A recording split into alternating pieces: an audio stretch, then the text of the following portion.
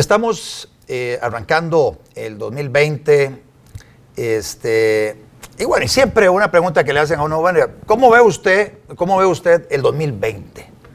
¿Qué nos espera en el 2020 desde el punto de vista de las perspectivas económicas? Bueno, me parece que para hablar de este tema, una persona muy calificada es don Daniel Suchar. Bienvenido, Daniel.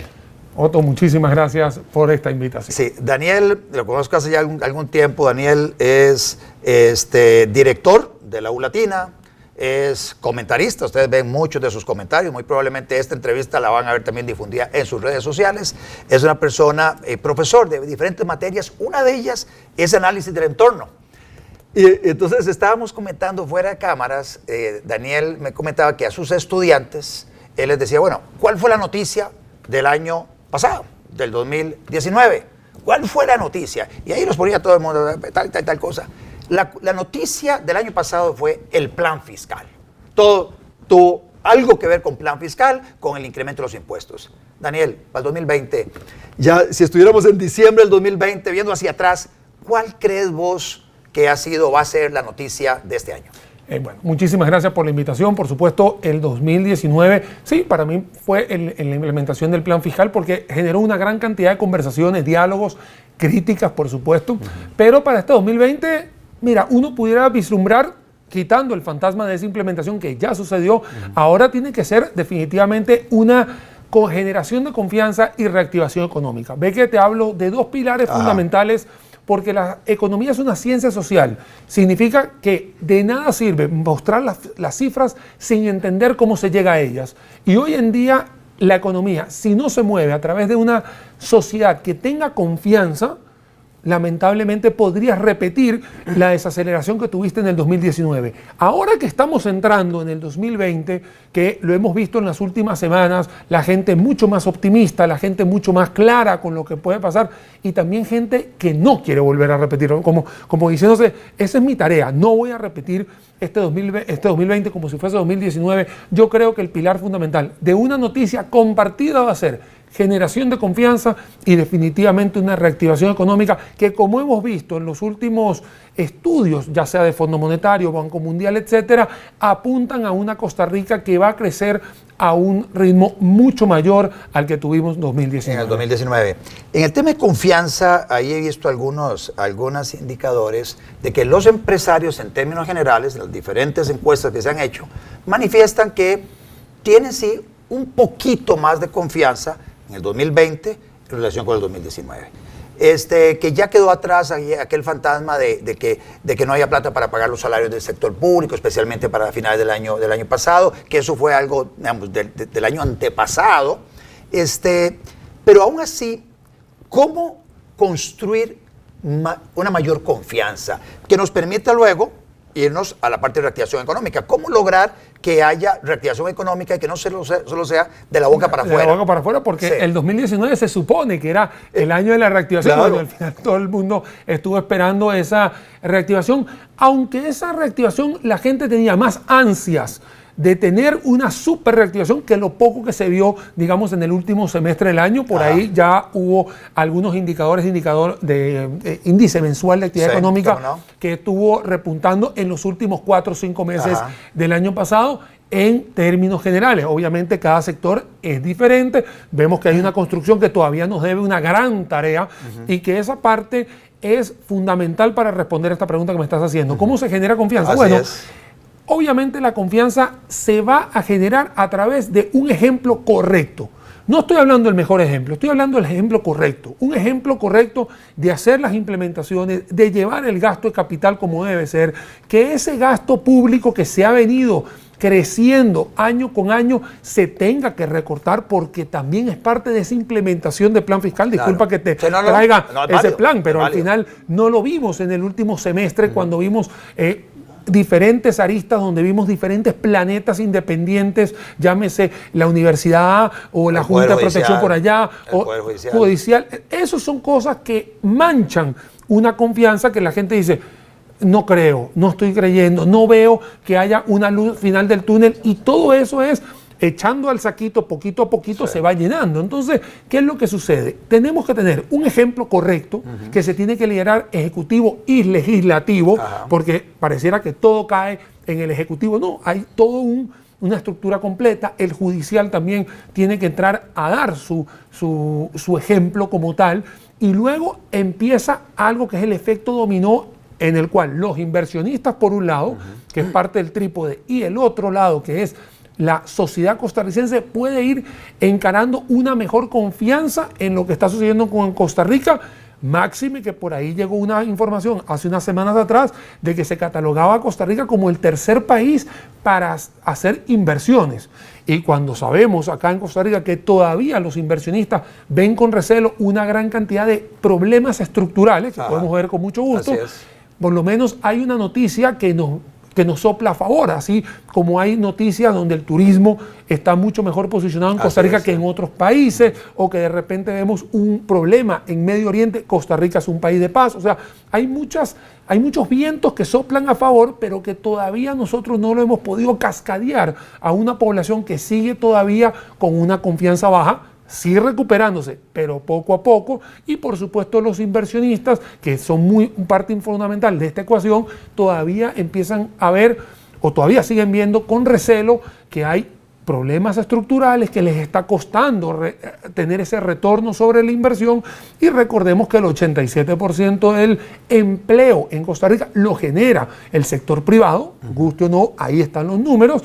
Y si el sector privado, que es el único que puede decidir si seguir invirtiendo para ampliar o para mantenerse, es algo que tiene que ver con la confianza, que en este caso es del país, y en la parte social con la confianza de la sociedad. El año pasado la ministra de Planificación presentó un proyecto de ley de la Asamblea Legislativa sobre empleo público. Era parte de los compromisos de la administración cuando se dice, bueno, vamos sí con el plan de impuestos, todo el mundo va a tener que pagar más impuestos, pero nosotros, gobierno, vamos a hacer nuestra tarea también y vamos a reducir gastos. Hay límites al gasto público, la regla fiscal. Por otro lado, hay unas disposiciones que se incorporaron que tienen que ver con controlar el aumento de los pluses salariales, pero también se dijo, vamos a aprobar una nueva ley de empleo público.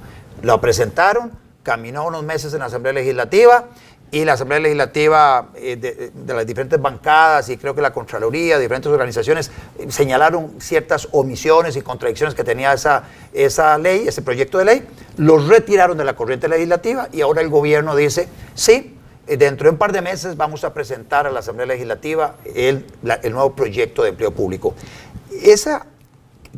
Para vos, ese proyecto de empleo público más el otro de cierre de entidades públicas son parte de lo que podrían contribuir a esa confianza y a ese buen ejemplo que podría de alguna manera, si se aprobara, terminar de darle ese empujón a la gente de que efectivamente debieran confiar y traer los capitales, el nacional, venga, invierte nuevamente, los extranjeros, vean, se están haciendo cosas para poner orden en las finanzas públicas y por lo tanto usted, su capital, va a estar aquí bien protegido y no va a ser afectado por una crisis macroeconómica que en algún momento pueda descapitalizarlo. Bueno, te cuento Otto, que eso en mis redes sociales casualmente lo he ido viniendo, o sea, hablando que ojalá la ley de empleo público y la ley del cierre de instituciones, y no estoy hablando de las instituciones fantasmas que no tienen a nadie, no. Esto cerrar también gente que no esté, que se estén duplicando posiciones, es muy importante para el gasto público. Lo que pasa es que mucha gente quiere la solución ya y que todo tiene que ver ya. Y lamentablemente para la economía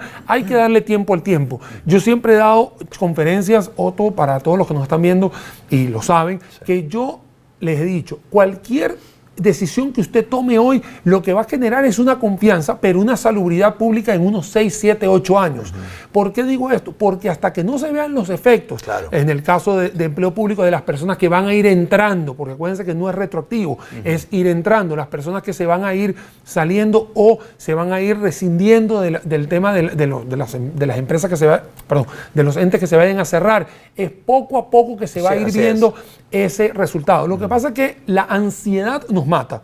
Y entonces, lamentablemente hemos visto algunos movimientos sociales que tienen que ver con esa ansiedad, que tienen que ver con esa incertidumbre, y lamentablemente por detrás de la noticia del 2019, plan fiscal, para mí la otra noticia era las fake news, que este año también van a ser noticia, lamentablemente, para mal. Ajá. ¿Por qué digo esto? Porque la educación, que es base fundamental de lo que hacemos todos nosotros como profesores, es exactamente llevarles a la sociedad todos los argumentos para poder entender el entorno. Casualmente la materia que doy en la universidad, sí, y que es fundamental para que la gente entienda de qué se trata todas las aristas. No solamente ver una parte, es ver toda la pared para entender que el punto negro es pequeño y la pared es blanca. Eso es muy importante que la gente entienda. Sí, para el 2020 va a venir ley de empleo público que posiblemente vaya a dividir a la sociedad otra vez. Va a haber la implementación del IVA del 1% en la canasta básica, que va a ser mucho más bulla que en realidad lo que hace. Por otro lado, va a haber matrimonio igualitario, que seguramente va a abrir otra brecha otra vez. Esas son cosas que van a estar sucediendo en el 2020. Obviamente no tengo la varita de saber cuál va a ser más impactante que otro, pero son algunas leyes que van a estar entrando en el cual tanto legislativo como ejecutivo van a tener que ir tomando decisiones rápido y con pie de plomo, porque si siguen habiendo esas incertidumbres para la toma de decisiones, vuelve a caerse la confianza, vuelve a caerse toda esa inercia que se puede haber dado ahorita con el indicador mensual de actividad económica.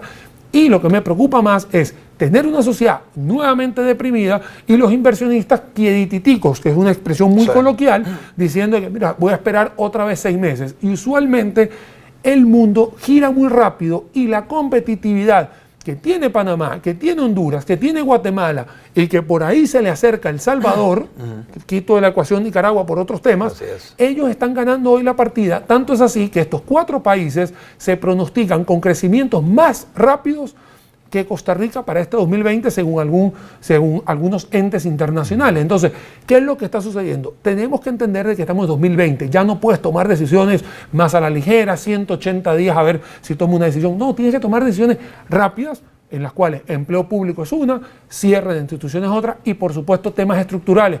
Para promover competencia es mucho más importante que estar fijando precios o que estar fijando una gran cantidad de requisitos que no se necesitan, o que en vez de estar automatizando las cosas, lo que estamos es volviendo a ser retrógrados y retroceder 30 años atrás. Reactivación económica, Daniel. Hablamos de confianza. Obviamente la confianza es fundamental para que haya reactivación económica, pero adicionalmente, ¿qué debiera hacer el Poder Ejecutivo dentro del ámbito de sus competencias? Nada más es cuestión de que tome la decisión, haga algunas modificaciones normativas o mande unas señales muy claras en un plazo muy corto para que inversionistas que tal vez estaban dudando sobre si invertían o no, al ver la convicción del Poder Ejecutivo en esa dirección, se animen a invertir. Y luego, ¿qué otras disposiciones normativas habría que modificar tanto a nivel legislativo como a nivel de decretos, que también en el ámbito de competencia del Poder Ejecutivo? Es que el tema es así, Otto. Mira, tú tienes un ejecutivo que tiene que ejecutar, y usualmente las ejecuciones que puede hacer el ejecutivo tienen que ver con agarrar ese presupuesto, que más que todo se llama gasto de capital, y poderlo direccionar rápidamente a lo que se necesita. Por ahí, al principio de enero, nosotros vimos una noticia que decía que para este año van a haber 25 proyectos de infraestructura, y yo dije, ojalá se den, de verdad se den. Sí, claro. ¿Por qué? Porque la construcción, que es exactamente el único indicador valga la redundancia, que el IMAE muestra como un retroceso, es el que puede generar no solamente movimiento,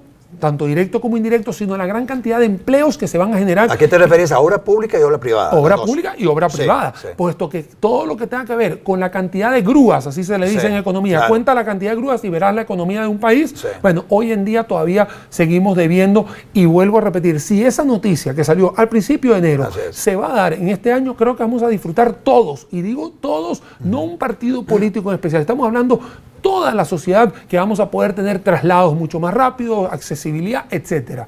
Eso es lo que puede ejecutar el gobierno. Después tiene que seguir enfocado en poder tener competitividad, y si no agarra y quita esos nudos, que esa es una expresión muy típica del Ejecutivo, que ha hablado, vamos a desenredar los nudos. Ok, ahora es el hecho, es el momento de desenredar los nudos.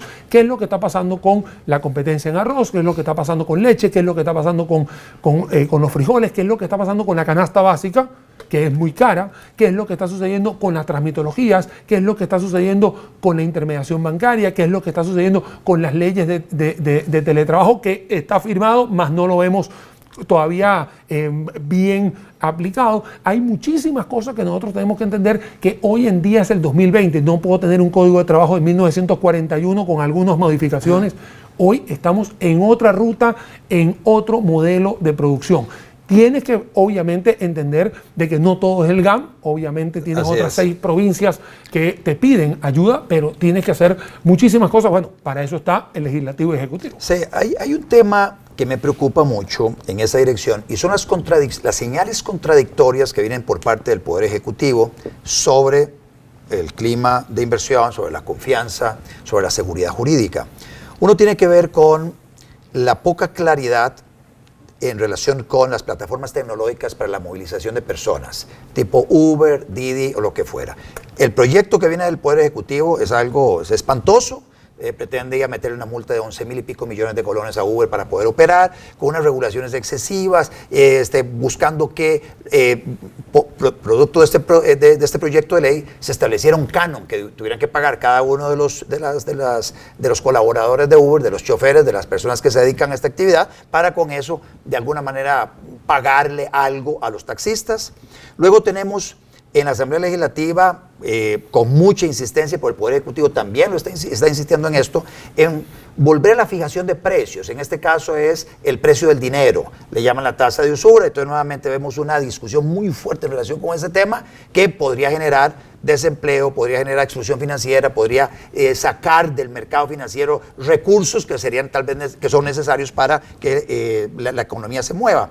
Hay otro proyecto que el Ejecutivo considera que es muy importante para ellos y prioritario, que es el de extinción de dominio. Y extinción de dominio se revierte la carga de la prueba, hace que mucha gente empiece a temer por su patrimonio, porque no podrán demostrar cómo fue que adquirieron todo su patrimonio a lo largo de los últimos 15 años, cuando inclusive la obligación de mantener información para efectos contables es de 4 o 5 años. Y entonces aquí se pretenden ir 15 años atrás para que cada quien le demuestre a la administración cómo ha adquirido todos sus diferentes bienes, revirtiendo la carga de la prueba, arriesgándose a que puedan perder el patrimonio que tienen. Entonces, uno ve esos proyectos en la Asamblea Legislativa, ve que el Poder Ejecutivo dice, son prioridad para mí. Hay otro, el de fortalecer a los inspectores de trabajo del Ministerio de Trabajo para que pueda poner multas en sede administrativa sin tener que pasar por los tribunales. Aquí lo que está sucediendo, Otto, y lamentablemente lo que haces bien con la mano lo borras con el codo. Y eso es lo que está sucediendo en una dicotomía que vemos hoy en el Poder Ejecutivo, donde hoy sabemos que fue un Frankenstein que se armó. Vemos una gran cantidad de ministros que ya no están, o una gran cantidad de personas que se han solapado. La verdad, para mí, eso es un tema más político, que lo resuelvan ellos. Voy con la parte económica. En la parte económica estamos claros que tú no le puedes poner cercas al campo. La tecnología llegó y está aquí. 2020, te lo acabo de mencionar hace 5 minutos atrás, aquí llegó. El tema no es la plataforma digital que conecta A con B en una oferta y una demanda. Aquí el tema es, ¿qué es lo que tienes regulado? ¿Qué hay que desregular? ¿Qué es lo que está sucediendo con los taxistas? Bueno, hay que hacerlos más competitivos a los chicos. ¿Qué es lo que está pasando con las placas? Él es el problema. El problema no es una plataforma que está generando millones y millones de empleos a nivel internacional que cotiza en bolsa en Estados Unidos. Él no puede ser el empleo, el problema. Tiene que ser lo que está sucediendo acá. A mí me encantaría que, como acá, otros países han estado solapando, los taxis rojos pueden utilizar las plataformas, pueden usar 50-50, o sea, se pueden hacer cosas mucho más competitivas.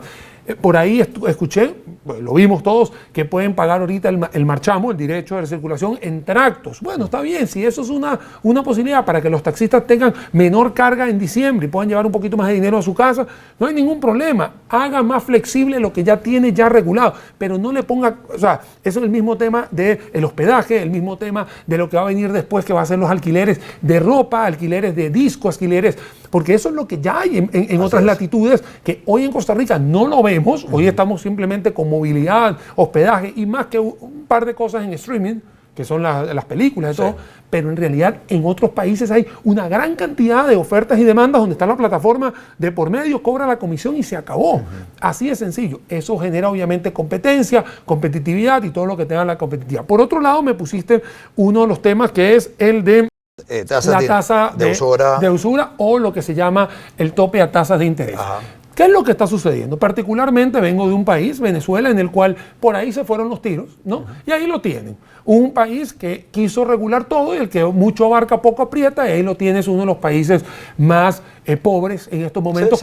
Se pusieron a fijar precios, de todo. Los precios generaron escasez y usted iba a los anaqueles y no encontraba nada. No, muy sencillo. Porque con ese precio la gente no producía, dice, no, por ese precio yo no puedo vender lo que yo tengo acá, no produzco. Bueno, te voy a contar otro que es muy fácil decirlo del punto de vista teórico, pero cuando Daniel trabajó en una empresa que le pusieron a un SKU es un producto en específico, le pusieron eso, la empresa simplemente dijo, agarra todo lo que está en inventario, lo liquidas y se acabó. Hicieron la empresa. Y cerró por lo menos esa línea de productos, claro. La cerró. Yo lo vi con mis propios ojos, nadie me lo contó, ahí lo vi. Lamentablemente ese producto que estaba dentro de los precios fijados hace 15 a 16 años, lamentablemente, primero dejó de existir y ya no existe.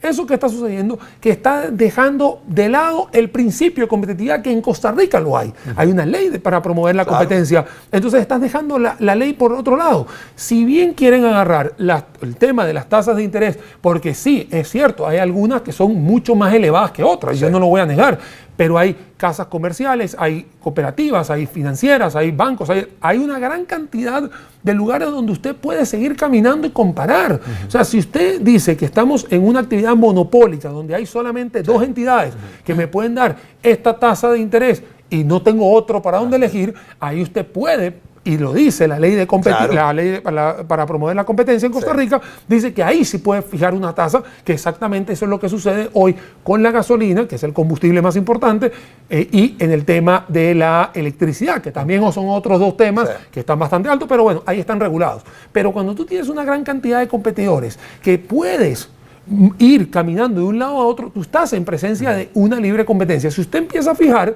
la gente va a hacer algo muy sencillo. La gente está acá para ganar dinero, así de sencillo. Si la persona le quitan una tajada de la ganancia, o precisamente puede ser que los altos costos operativos, ya sea para cobrar una tarjeta de crédito o para mantener unos beneficios de la misma, sean tan altos, y lamentablemente voy a tener que optimizar mi cartera de crédito, y la optimización de crédito significa que las personas que no me sean rentables, sencillamente el día que se les vaya a renovar, porque mucha gente cree que es al día siguiente. Es el día, si ya el día que van a renovar a mí no me sirve, y sencillamente no le extiendo la herramienta que se llama la línea de crédito. Lo que pasa es que también se ha vuelto una bola de nieve, ha dividido al país, y muchísima gente cree que todo es o retroactivo o de inmediato. No, es sencillamente hay unos contratos que están de por medio y usted puede tener... Y estamos hablando de tarjeta de crédito, que es el 9% del gran problema o de los créditos que hay en el país. Pero los créditos sujetos a construcción tienen tasas diferenciadas, obviamente. Bajas, claro. Con garantía hipotecaria, solo un desembolso. Claro, porque tienen mucho, es a largo plazo, tienes garantía. Entonces, todo esto hay que explicarlo, y la gente cree que esto es soplar y hacer botella, vamos a poner un 30 o vamos a poner un factor. Eso no es así. Dentro de esas metodologías, para terminar esta idea, existen costos operativos, existe una inflación proyectada, existe un tema de riesgo, primas de riesgo del país. O sea, existen muchísimas cosas. Costo de fondos. No, costo de fondos. Entonces, yo también, ¿quién no quiere tener una tasa de interés al 30 o al 15 o al 10? Y voy a ir a negociar ya una gran cantidad de préstamos que tengo. Pero lamentablemente así funciona el sistema financiero mundial. Entonces, cuando uno va a hacer comparaciones con otros países, usted también tiene que ver cuánto tiempo le va a tardar a usted recuperar ese dinero, porque acá tenemos un poder judicial que tarda entre 3 a 5 años, no sabe si la plata la vas a regresar, por menos de 500,000 colones aproximadamente se considera un delito menor y no lo regresas. O sea, entonces también tienes que meter en esa ecuación muchísimos riesgos, que también te lleva a algo que ni siquiera es económico, es judicial. Entonces, bueno, y el otro tema de exención de dominio, por supuesto, eso lo que hace es asustar más a las personas que quieran invertir. Si bien es cierto, uno puede, digamos que justos pagan por pecadores, y usualmente pasa así, también uno tiene que entender que tiene que tener visión país y visión de competencia. Acabo de mencionarte que Panamá, Honduras, Guatemala y El Salvador se están moviendo mucho más rápido. Esta cantidad de trabas que están existiendo en Costa Rica, que lo que están haciendo es enturbiando más ese pensamiento de aquel inversionista que está montado en un avión y que está buscando las inversiones, y que cuando de repente ve un influencer que pone hashtag Costa Rica porque está en una de las playas, dice, ay, déjame ver qué está pasando en Costa Rica. Y cuando pasa del turismo que vino a visitar Costa Rica, que es muy lindo, y pasa a la gran ciudad que dice, ok, voy a poner acá los huevos en esta cesta, dice, pero la cesta o está mal hecha, o tiene obstáculos, o son requisitos que no son dispensables, que en otros países ni siquiera tengo que hacerlo. Hay reducciones importantes en otros países para hacer una empresa, por ejemplo, en Estonia, que se hace a través de una app, o en Nueva Zelanda, que se hacen en 2 horas, Panamá en 8 días, acá todavía estamos con 30 días. Hay muchísimas cosas que se tienen que hacer, pero no es contra nosotros mismos, es buscando las comparaciones de buenas prácticas que se han hecho a nivel internacional. Aquí te estoy, digamos, barriendo las 3 que me comentaste, y luego me pusiste una en tiempo de reposición, que era el tema de cómo hacer justicia prácticamente de forma administrativa mucho más rápido. Eso lo que hace es dejar arbitrariamente a alguien la justicia de este país. Muchas gracias, Daniel. A ustedes, muchas gracias por la atención a esta entrevista a Daniel sobre las perspectivas económicas del 2020. Como ustedes ven, Daniel tiene una visión optimista, moderadamente optimista, de lo que vamos a vivir en el 2020. Yo espero que en diciembre, cuando revisemos esta entrevista y cuando hagamos la entrevista del año entrante, Daniel, de las perspectivas del 2021, ya con el tema político electoral metido para el 2021, yo espero, y la verdad es que sí, que se haya quedado corto Daniel en su optimismo. Y yo espero que este año sea un año donde muchas de estas políticas públicas que mencionaba Daniel se puedan llevar a la práctica, donde la confianza se pueda recuperar, fortalecer, donde estas contradicciones puedan rápidamente, ser desechadas para que no haya ninguna duda sobre el entorno, sobre la convicción de la administración me refiero a todos los actores políticos, el Poder Ejecutivo, Asamblea Legislativa, sobre la convicción para crear las mejores condiciones para que la gente invierta. Si hay inversión, hay empleo. Si hay empleo y hay mucho empleo, los salarios reales suben también. Entonces todos vamos a estar mejor y eso es lo que buscamos para el 2020. Y cuando un inversionista llega y monta su empresa y empieza a facturar más, hay más impuestos. ¿También? Porque la gente no cree, hay más impuestos y hay más salubridad en las finanzas públicas de Costa Rica. Pero muy importante, Otto, para terminar aquí la entrevista, aparte de darte las gracias por la invitación, es tener voluntad política para hacer las cosas, porque si solamente la voluntad se queda en entrevistas, lamentablemente no se va a cascadear esa confianza que es tan importante, que es sólida para mantener estas mesas tan duras como tenemos hoy. Muchas gracias. Muchísimas gracias, Otto.